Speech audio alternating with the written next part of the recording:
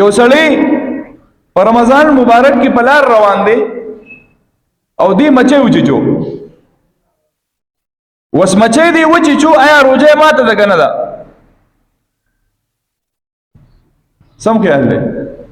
ستاسو خیال خو پکې نه چلیږي خو بهر حال هسې درنه تپوس کوم یو سړی په لار روان دی د دې غریب خو څه ګناه نشته که نه په لار روان دی وړو مچۍ راقاري کړي دی او پلس دی وچیچو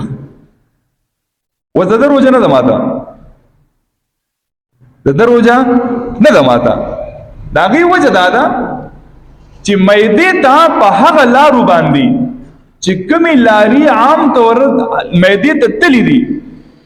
نو د هغې باندې سسیز دننه کول معدې ته په دې سره روزه ماتېږي لکه پوزه ده په پوزه باندې عموما معدې ته سیز کوزېږي په خوله باندې کوزېږي په غوږ باندې کوزېږي لیکن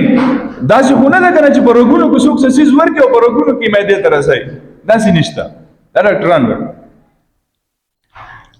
نو په هغه مسلې باندې د مچۍ په مسلې باندې قیاس کړی دی انجکشن یو سړی ناجوړه دی بیمار دی او دته انجکشن لګي نو آیا په دې انجکشن باندې روزه ماتېږي که نه